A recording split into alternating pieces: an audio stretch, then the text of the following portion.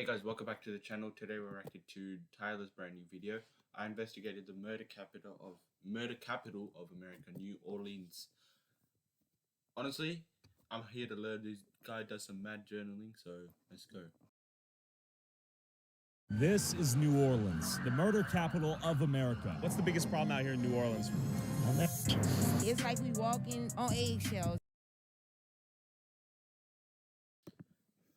Already, cuz it's a bit mad.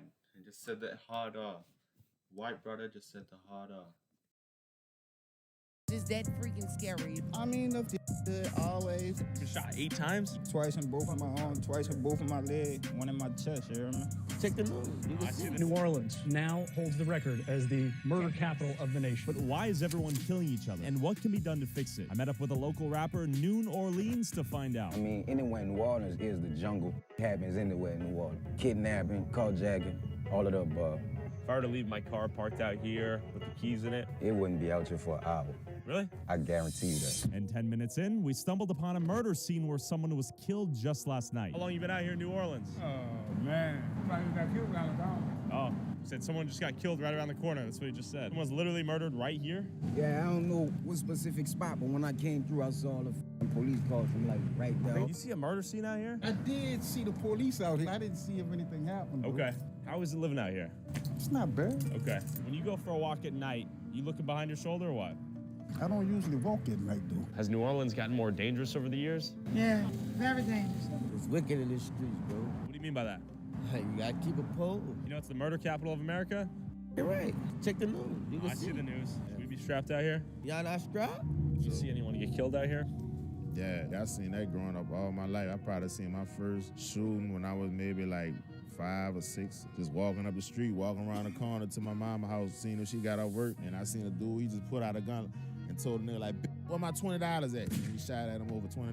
Scary out here. Scary out here? It's hard and scary. What do you mean by that? You never know when you're gonna get mugged. You never know when you're gonna get jacked. I mean, it's like we walking on eggshells. It's that freaking scary. You're scared to come out your door. I mean, it's just scary. I'm gonna do the game. All right. The crazy part is, a lot of these cycles stem from the 90s and shit, bro. A lot of these kids don't know why they fighting. But back then, even if they was killers, they had morals, they had principles. You know what I'm saying? Nobody didn't kill children. They'll call and tell you, we about to come around there for you, put the kids and the ladies inside, put the women inside. Yeah. You know what I'm saying? We coming for you, me and you. We can meet in the middle of the street. Be lucky to graduate for a lot of people from when I was in middle school. They not here with me today, feel me? That's what another thing I learned. A lot of the kids that be innocents, they could die too. It could be anybody, for real. You don't gotta just be in those streets, gang. Bro. The first time somebody pulled a gun on me, I was 9 years old, bro. And it wasn't even a killer, it was the police. So it's like from those type of experience, you learn how to approach life from staring on the barrel of his gun. You feel what I'm saying? We just playing basketball. My brother-in-law, bro. Yeah. Long live Joshua Adams. He was killed by the police department and he wasn't doing nothing. My sister was giving birth to his son. You dig? Yeah. He never got to meet his son. He left the hospital to go get my sister slippers. You feel what I'm saying? While she was delivering their baby. Didn't make it back to the hospital to see his son get born. The police stole him. You feel me? They killed him. They left me for dead, but why the fuck would you doubt me?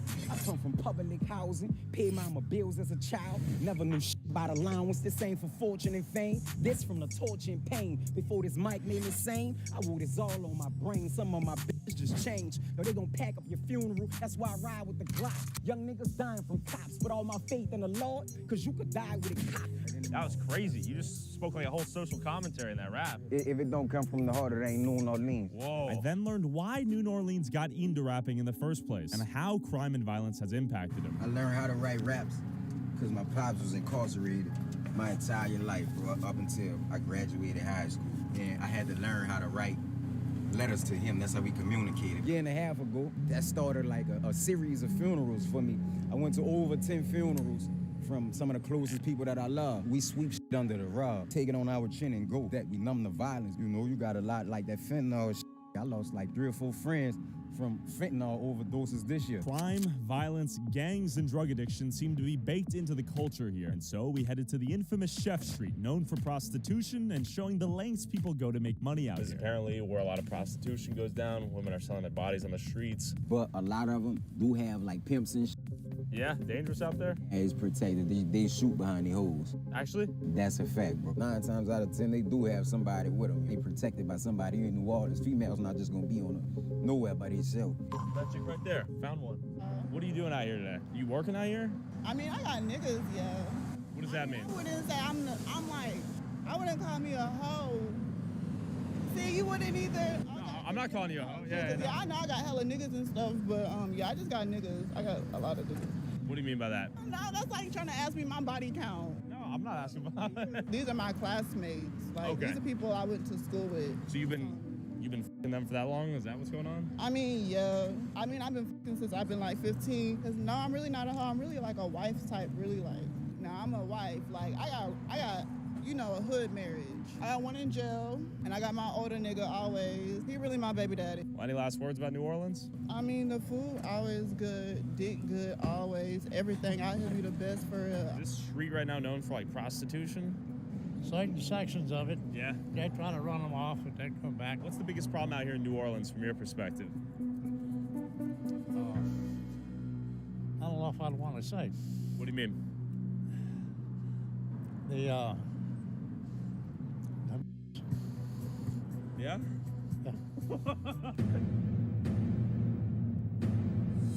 What do you mean by that? They're ignorant and don't give a fuck. They want everything for free. Is there conflict between blacks and whites out here?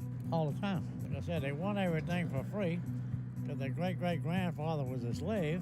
You know, if you give them an inch, they want a mile. Do you think people would agree with you? Yes. What can you do about it? I wouldn't want to say. What would you say? No, I wouldn't. I can't say that. You've already said so much. Just be honest with me. I said, what's the biggest problem out here? He said N-word.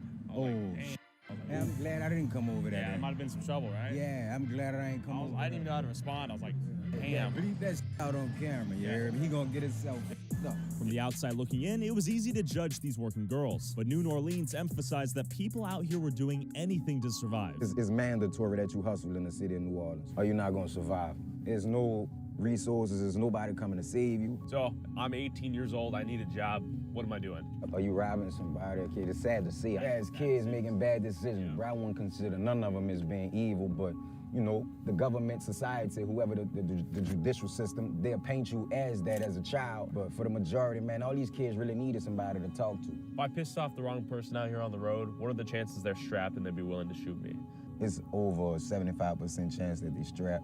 I mean, women will shoot you out here. As we drove through New Orleans, I noticed a lot of these buildings looked damaged or destroyed. That's life in New Orleans right there. Apparently, this was the aftermath of Hurricane Katrina that hit New Orleans in 2005, destroying homes, businesses, the city, and countless lives. But I wondered how the trauma from Katrina impacted and developed the next generation of criminals who grew up in these shelters and experienced it all as kids. We lived in shelters and experienced homelessness at a different level than any other American. I was sleeping in abandoned houses myself. They didn't really have nowhere to sleep.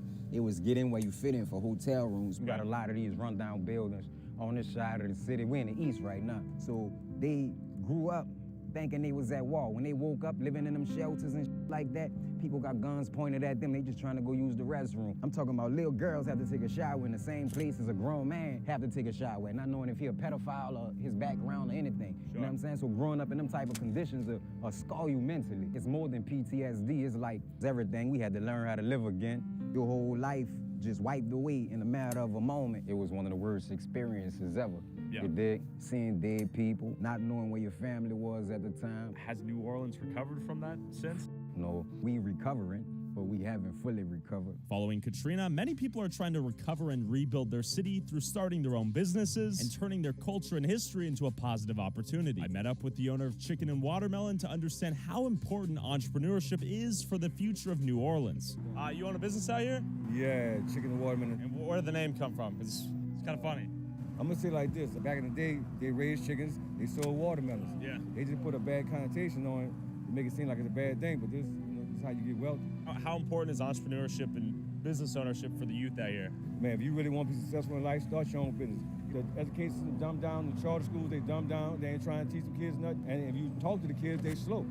You know what I'm saying? But I'm trying to inspire the kids, man, it ain't just about school. You can still take that hustle mentality and change to something else and learn as you go. There's all kinds of ways to hustle, man. You gotta find something to sell. not drugs. I love how he's turning a negative stereotype into a positive business opportunity. What's your name, man? I'm Josh. Josh, my name's Tyler. This is the barber shop. How long you had this place? Going on, what, 4 years now? How important is it having a hustle out here in New Orleans? Very important. Yeah? If you look at the city right now, only certain parts of the city is built back post-Katrina, right? You will be seeing that, okay, there's not really much for a lot of New Orleanians to do because the city is lacking resources. Look at the record labels. We don't even got no record labels in New Orleans. Think about it, kids just want to have fun. I think it starts with us teaching the kids and like fighting for the future of the kids.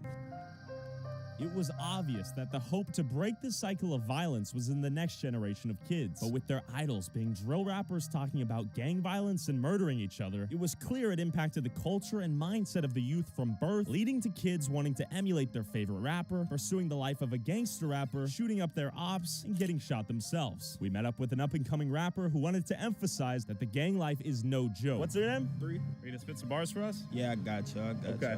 The stage is yours, man. Boy, my trap go crazy. Your shit moving and nigga, you lazy. I run it up to my mama I made it. Try to take something you bring on the pavement. Niggas be bitches, they don't want to smoke. Try to take something that glitter I told. Trying to control my ain't a remote. I was down on my dick, I was crying for hope. Bells and bells and bells and bells. I run it up trying to get to the riches. I'm in my bag and they deep in they feelings. I ain't trying to talk, let niggas just listen. Slide on they block, niggas better be cool. I just want, I ain't trying to be rude. Headshot, you know where I'm at, no leg shot, aim for the neck. And everything out their head. You boys can freestyle. This is all your life story coming into bars out here?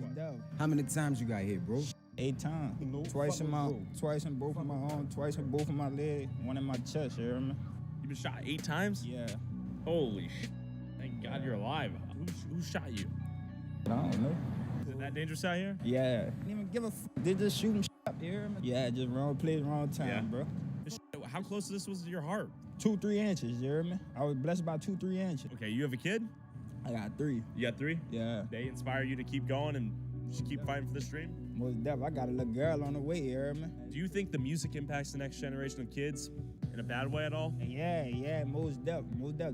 That ties into what I be telling my little young boys, like, y'all don't gotta do this because y'all see another nigga doing that shit, you hear me? Yeah. You hear me? Say they watch a music video, everybody in the music video throwing Dracos and Glocks and switches in the camera and shit. When they grow up, they gonna feel the need to, like, when I make me a music video, finally make me a music video, you hear me? I gotta give me a Draco, I gotta give me a Glock with a switch and all that. No, you don't need that shit, bro. To all the young boys, y'all ain't gotta do that shit. 9 to 5, just as good as hustling. Sliding on the clock, just as good as sliding on a block, brother. No cap. Not everyone is as lucky as him, and a lot of people die due to gun violence. With murders happening every day, countless kids are left without strong parental figures, get raised by the streets, live a life of crime, have a few kids, get locked up, and the cycle of violence and crime continues. Yeah, you gotta break them curses, man. It be like generational curses that we still be carrying on, family fighting and people not speaking to each other. The kids are the future. It starts with teaching them, taking them now and molding them and giving them opportunities that we never had because it's way easier than it was back then. We didn't have the resources, you know? So Noon took us to a local middle school that his buddy taught at. That's goal was to give these kids a safe place to learn and build skills for the future without having to turn to the streets to make money. If you fill these kids' time with something positive, then they don't have time to do anything negative. The more knowledge these kids have, the more power they have. They don't realize how great they can truly be. We have music, art, we have culinary. If I know my kid is in my band room playing the horn, I know they're not in somebody's car stealing their stuff. You guys want to be producers?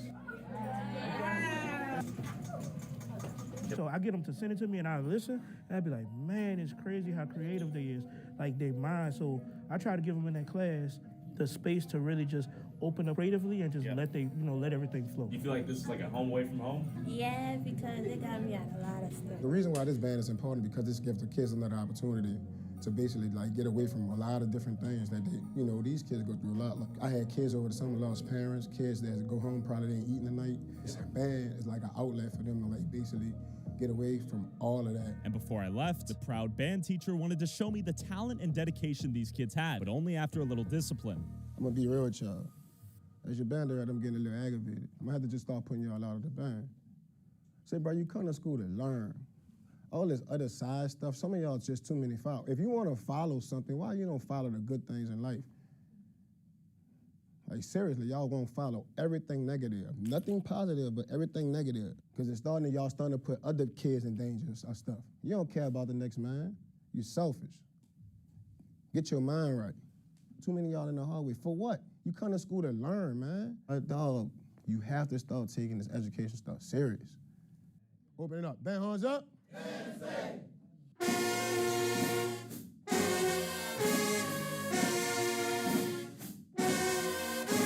Despite the traumatic backgrounds and unstable homes a lot of these kids probably have, a good school system and a teacher that actually cares might be enough to break the cycle. That was awesome. You're laying down the lawn there too. It's very, very important that somebody stay on them because nobody else may not be on them. So we're making better people for the society, for the next generation. Subscribe to Tyler. Hell yeah. Blow this man up, run his numbers up on the streaming services. I want to see this man with 100K subscribers by the end of the day. New Orleans with a Z. Also, whoever has the most viewed TikTok or YouTube short using a clip from this video, I'll send you $500. Post however many times you want, but you must tag my TikTok/YouTube @ and put YouTube Tyler Oliviera in the title/description. Last week's winner was this guy. Good luck, guys.